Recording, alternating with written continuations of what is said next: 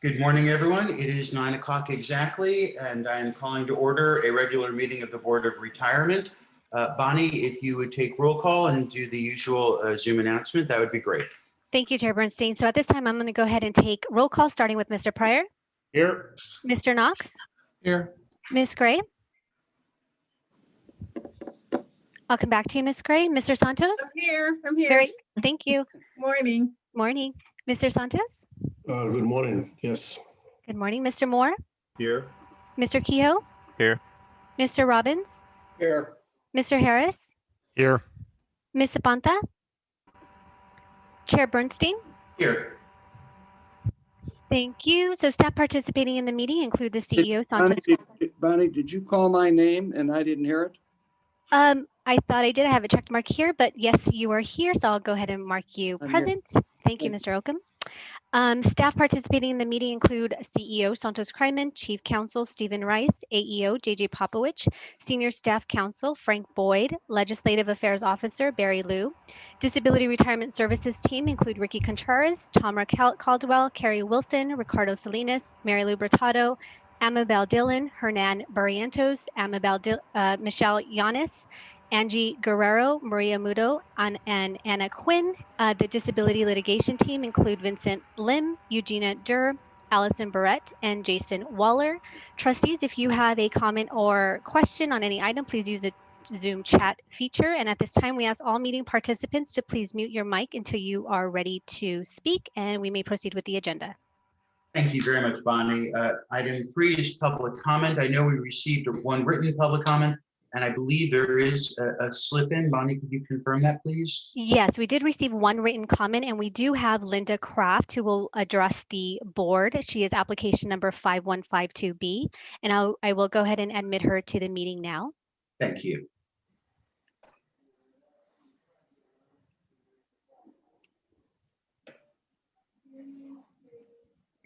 Okay, Ms. Kraft, you will have 3 minutes to address the board, and you may begin now.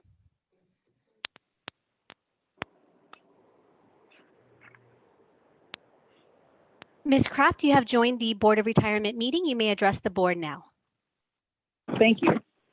Chair Bernstein and honorable trustees, thank you for the opportunity to speak this morning. My name is Linda Kraft, and I have a case on the disability retirement agenda 5152B. I'll try to keep this short, as I know you already have a lot of information about me and my medical issues. I respectfully disagree with LACERA doctor's opinion that my incapacities are not work-related. As was clearly indicated in the job analysis comments, my job was not just a sedentary desk job. I had the shared responsibility of getting the mail 2 times daily, which required me to walk approximately 1,400 yards each day. I did that. And sometimes I would also have to distribute the mail to different buildings on campus in addition. I used the dolly to transport the mail, which would typically weigh approximately 15 to 20 pounds. On campus, there were gradual inclines, uneven surfaces, and sometimes stairs.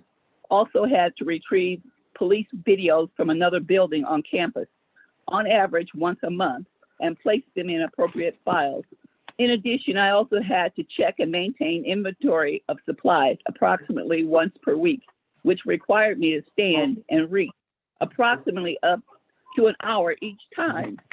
Approximately 4 to 5 times a day, I would have to retrieve files from cabinets that were approximately 40 feet from my desk, which obviously required me to get up and down from my chair each time. I would also often have to make copies, which required me to stand up for at least 30 minutes at a time.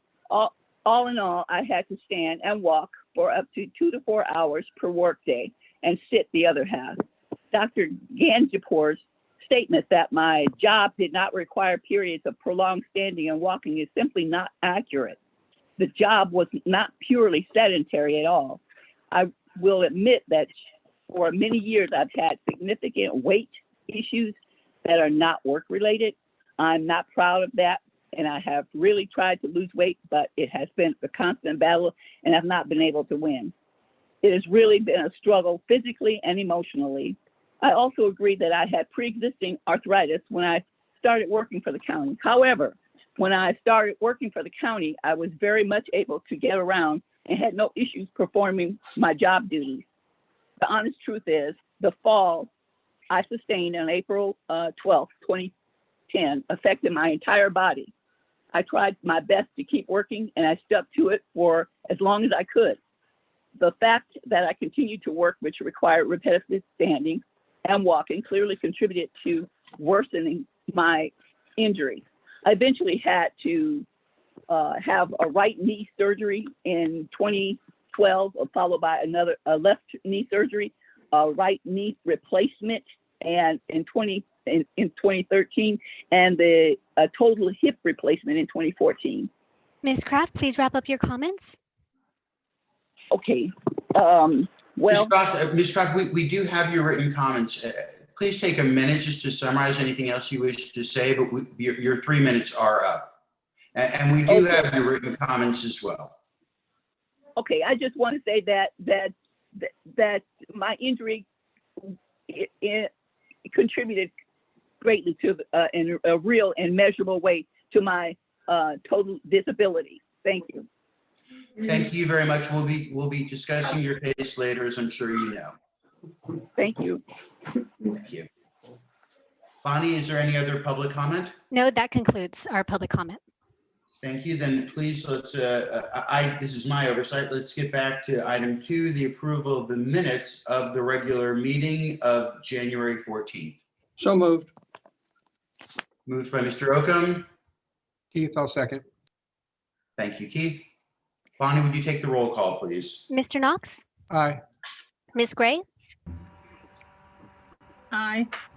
Mr. Santos, Yes. Mr. Oakham, Aye. Mr. Moore, Aye. Mr. Kehoe, Aye. Mr. Robbins.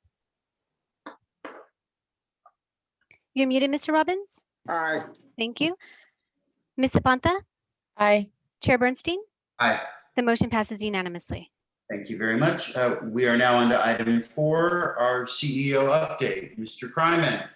Yes, Chair Bernstein, thank you very much, and good morning to you and the rest of the trustees and staff. I did want to make a couple of additional comments just to update the board on some progress in terms of processing applications. The workload for the number of applications last year, we processed approximately 1,743, actually exactly 1,743 applications. At the present time, we've received approximately 1,400 applications that we're going through and trying to process. We still have Saturday call center open, remains open, and we are still receiving calls during those periods of time. Our staff is also working to assist our benefits section on Saturdays as well when the call volume is not as excessive as in the past.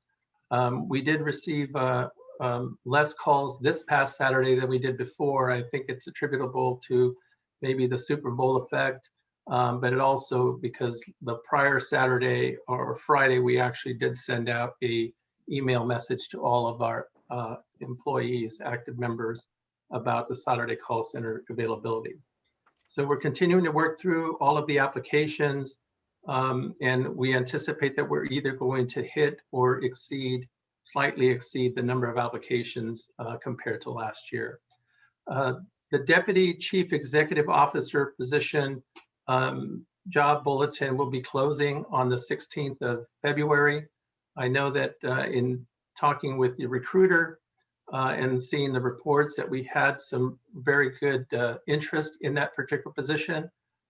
They're working through to identify the highest qualified candidates. And so at the moment, we're still working through those. They'll go on to the next, the highest qualified will go on to the next phase. We're still planning on having someone on board or selected sometime in March. And so I will keep you apprised of that. The employee engagement, I think I spoke about that. It did get launched on February 1st. I'm happy to say that at this particular point in time, as of last night, I should say, we had about a 55% return of the survey from our employees, which is a pretty good rate, but we're hoping to get a lot closer to the 95 to 100% response rate. As you know, it's an important survey for us in order to assist us with the development of our strategic initiatives moving forward and trying to identify what is motivating our staff and how they're feeling about their work environment and the work culture and the new situation that they find themselves in a remote work environment. So the last thing that I wanted to mention to everyone is that Bonnie, I wanted to take my hat off to Bonnie and thank her for efforts in preparing what I call the master calendar for the Board of Retirement. It's similar to what the Board of Investments does. We borrowed from their playbook. I'm hoping the master calendar has been shared with Mr. Bernstein and Vice Chair Gray. And also we've distributed the committee agendas or calendars, I should say, to all the committee chairs as well, so that they can take a look at what items we believe need to go before the various committees. I believe that we're in the process of providing not only a 1 month look ahead, but a 3 month to 6 month look ahead. And Bonnie is busy working on trying to fill out the entire year's calendar for the committees as well. We're going to be scheduling meetings with each one of the committee chairs so that we can go through the agenda, the items, ask them about any educational items they may want to see, and we'll start placing them on the agenda. We've also scheduled standing joint meetings over the next year. I believe there's 4 of them that have been identified, and we're going to try to stay with that particular schedule. So we're hopeful that with taking a look at the calendar as a whole, that we'll be able to move things around and become a little bit more efficient and judicious about how we use our time with the Board of Retirement. So that is it for me. Mr. Santos, Mr. Kryman, I have one question. Who is the headhunter you're using for that position? Can you hear me okay? Yes. So the recruiter is Alliance Consulting. They're the same recruiter that was used for the recruitment of the CEO position. And so they're doing a very, very good job combing through. There's been a lot of interest, and so they've been very, very busy. So okay, thank you. You're very welcome. I saw Mr. Robbins in queue and then Ms. Gray. I'll be happy to take names, and feel free to text me or throw something to chat as well. Thank you, Mr. Chairman. I've got a question regarding our number of 1,400 applications so far. I'm going to assume that's to the present day, and what's your best guess with a month and a half left? Are we going to exceed the 1,743 or just come close to it? Yeah, it's as of, I want to say about a week prior is when we did the count. So we're about a week behind in terms of identifying the number of applications. We do believe that we're going to either meet or exceed slightly the 1743. It's hard to tell. One of the difficulties that we're having is that we have a tremendous volume of calls that are coming in during the week. I think there were 2 days last week that we had over 1,000 calls.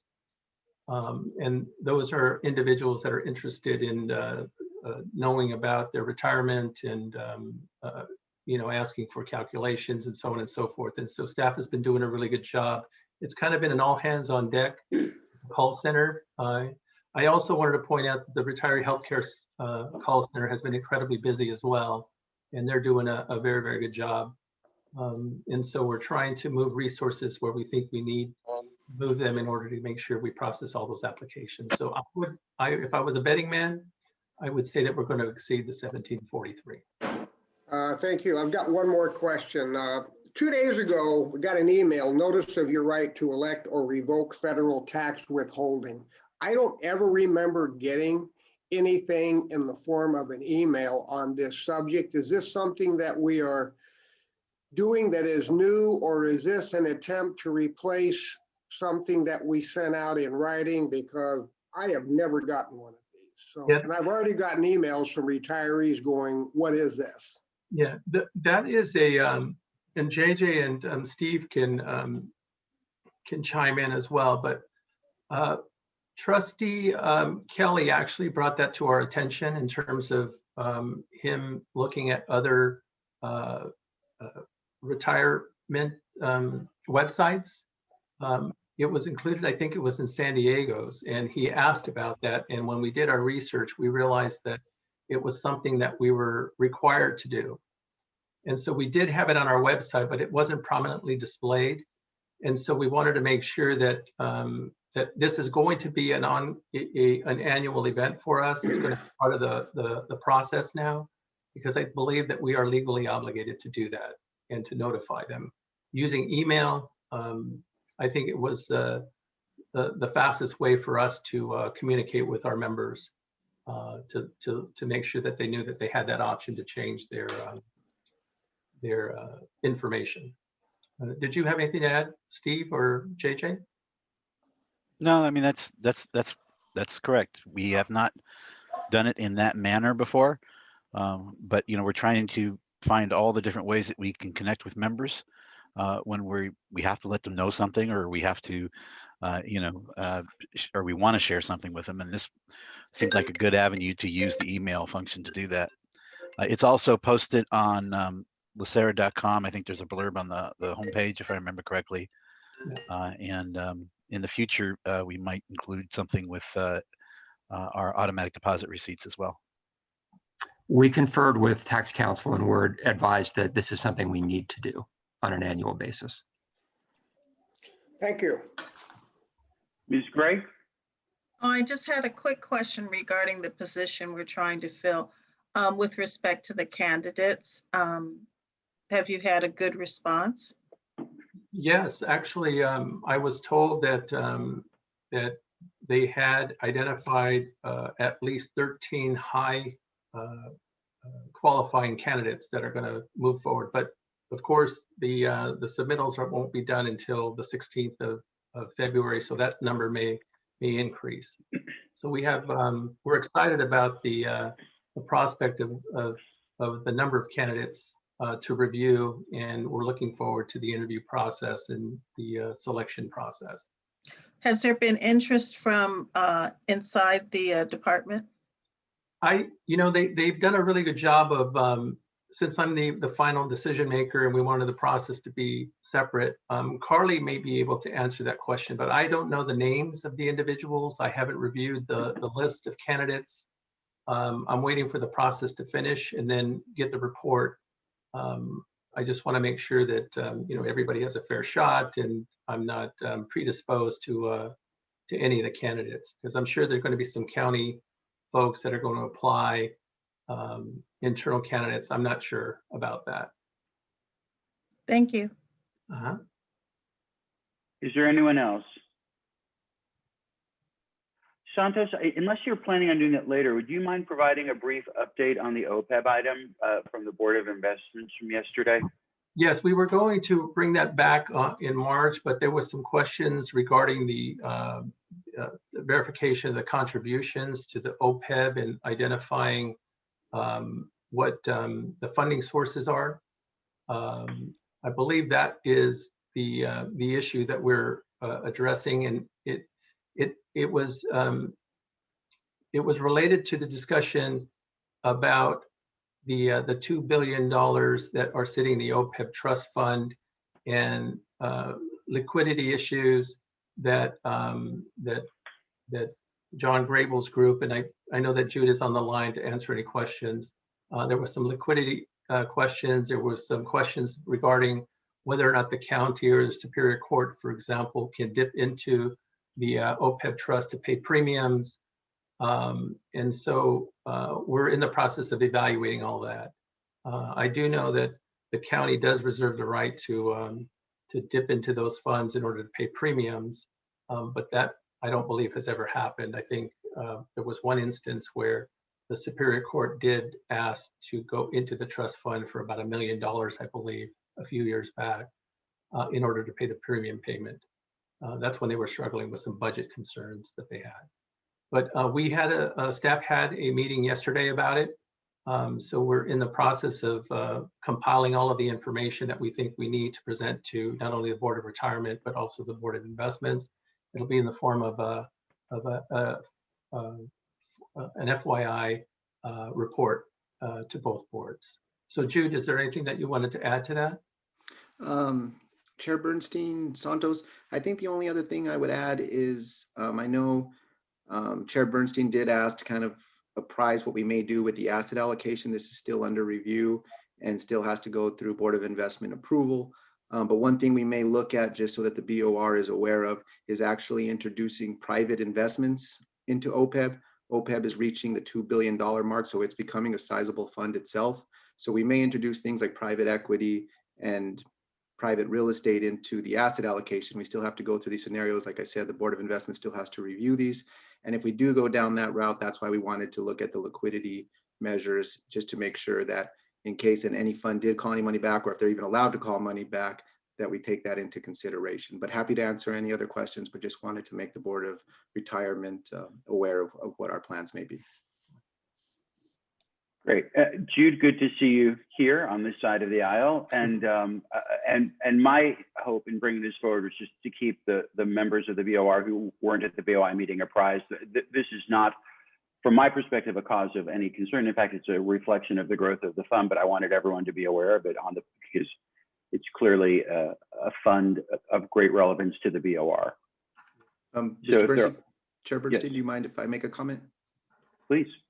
So I think what I'll do going forward is any item that involves the OPEB trust, since that the BOR has responsibility of the management, of the administration, I will include an FYI item for the BOR of anything that I put forward in front of the BOI, if that would be the chair's pleasure or the BOR's pleasure. But I think that's one way that we could keep the BOR appraised of any action that the BOI may take.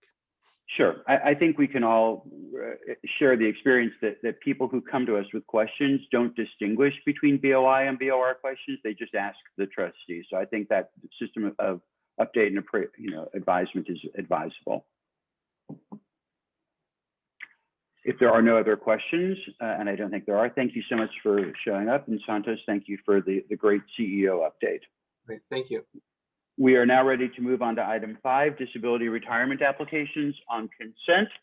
This will be a series of motions. The first is for SCD applications for safety workers, law enforcement, sheriffs, DA investigators, items 386D to 405D. I'll move them. Moved by Mr. Kehoe, seconded by Mr. Oakham. Bonnie, roll call, please. Mr. Knox? Aye. Ms. Gray? Aye. Mr. Santos? Yes. Mr. Oakham? Aye. Mr. Moore? Aye. Mr. Kehoe? Aye. Mr. Robbins? I'll come back to you, Mr. Robbins. Ms. Zapanta? Yes. Mr. Robbins? Mr. Harris? Aye. Chair Bernstein? Aye. The motion passes unanimously. Thank you. We are now on to safety SCD consent for fire and lifeguards, items 1321B through 1332B. So moved. Second. Moved, I think, by Knox and seconded by Pryor. Yep. Roll call, please. Mr. Pryor? Aye. Mr. Knox? Aye. Ms. Gray? Mr. Santos? Yes. Mr. Oakham? Yes. Mr. Moore? Yes. Mr. Robbins? Aye. Ms. Zapanta? Yes. Chair Bernstein? Aye. The motion passes unanimously. Thank you. Now we are on to consent SCDs for general members, items 2170C through 2176C. So moved. Second. Thank you. Roll call, please. Mr. Knox? Aye. Ms. Gray? Aye. Mr. Santos? Yes. Mr. Oakham? Aye. Mr. Moore? Yes. Mr. Kehoe? Aye. Mr. Robbins? Aye. Ms. Zapanta? Yes. Chair Bernstein? Aye. The motion passes unanimously. Great. And for our final consent applications, we have NSCD applications for general members, cases 4397 through 4399. So moved. Second. Moved by Robbins, and I didn't catch who the second was. Bonnie, Oakham. did you? Oakham, Thank you, Mr. Oakham. Okay. So Bonnie, roll call on that, please. Mr. Knox, Aye. Ms. Gray, Yes. Mr. Santos, Yes. Mr. Oakham, Yes. Mr. Moore, Yes. Mr. Kehoe. Aye. Mr. Robbins, Aye. Ms. Zapanta, Yes. Chair Bernstein. Aye. The motion passes unanimously. Great. We will be coming back to our other applications in closed session later. We are now on to item 6, a consent item submitted by Ms. Contreras that the board grant the appeal and request for an administrative hearing for applicant Daljit Aurora. I'll move the consent. Second. Been moved and seconded. Roll Mr. call, Knox, please. Aye. Ms. Gray, Yes. Mr. Santos, Aye. Mr. Oakham, Aye. Mr. Moore, Aye. Mr. Kehoe. Aye. Mr. Robbins, Aye. Ms. Zapanta, Yes. Chair Bernstein. Aye. The motion passes unanimously. Thank you very much. We are now on to item 7, reports. We have 2 FYI reports. I'm not aware of any discussion or questions, but does anyone have any questions? Both Ms. Contreras and Mr. Boyd are here. Seeing none, thank you for the excellent. I have a quick By all comment about means. D. Mr. Robbins. Yeah, I just wanted to give Frank an attaboy on that. I think it's just another example of just how well we take care of our members. You got to be flexible, and I think this is a good idea. So, bravo. Thank you. Great. Then we will move on to item 8, items for staff review. We only have one item, which is regarding the OPEB trust that that staff will bring back that additional information back to the Board of Retirement. Great. And now we're on to good of the order. If you, Bonnie, would just call the roll call and include the alternate members for good of the order, that would be great. Yes, Mr. Pryor, Nothing, thank you. thank you. Mr. Knox, Morning, everybody. Nothing. Take care. thank you. Mr. Santos, 1 second. Thank you. Thank you. No, I don't have anything. Enjoy the beautiful day today because it's going to rain tonight. thank you. Mr. Santos, Mr. Oakham, No, I have nothing. Thank you. thank you. Mr. Moore, Enjoy the beautiful weather on the West Coast because it's going to snow tonight here. thank you. Mr. Moore, Mr. Kehoe, Nothing. Mr. Robbins, My wife and I get our second Moderna vaccine shot next week. We've already been notified, not exactly of the time and the day, but it should be on Friday. And Monday, I had trigger thumb surgery on my right hand. And if anybody deals with trigger thumb, this surgery is a walk in the park. Do it. It ain't worth not being able to move your thumb, and it doesn't hurt like it did before. That's it. thank you. Mr. Thank Robbins, you. Mr. Harris, Nothing. I'm good. thank you. Ms. Zapanta, No, I'm nothing. Thank you. thank you. Ms. Gray, Nothing, thank you. thank you. JJ, Nothing, thank you. Have a good day, everybody. thank you. Steve, Nothing, thank you. thank you. Santos, Kryman, Yes, I just wanted to mention, I just wanted to make sure that Chair Bernstein and the rest of trustees were able to review the green folder item. I neglected to mention it in my CEO report, and so I wanted to make sure that, that I did mention it. If there are any questions, feel free to give me a call or JJ a call on it. So we're trying to figure out how we can assist. It's a little difficult at this particular point in time.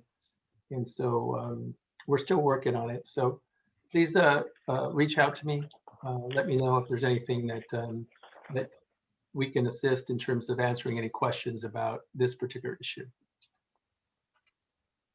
Okay. Thank you. Thank you very And much. Chair Bernstein.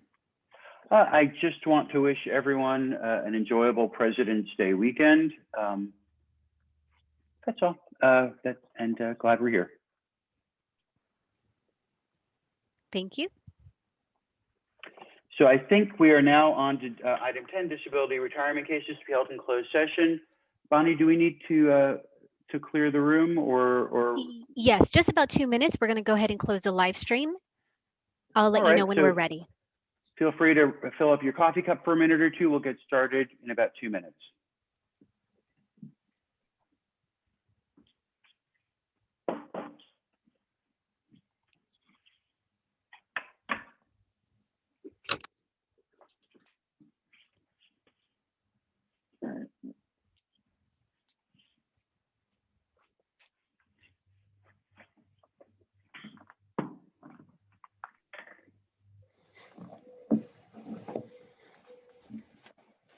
While we wait, this is for Mr. Robbins. If he's listening, he should stock up on Tylenol for the second vaccine shot. A lot of my colleagues at work got a little sick, enough to stay home in bed. Yeah, for about Tylenol, you better go make your bed, mister, because when I got my second shot, I was okay for about 2 or 3 hours, and I slept like I slept like I never have before in my life. I was so tired.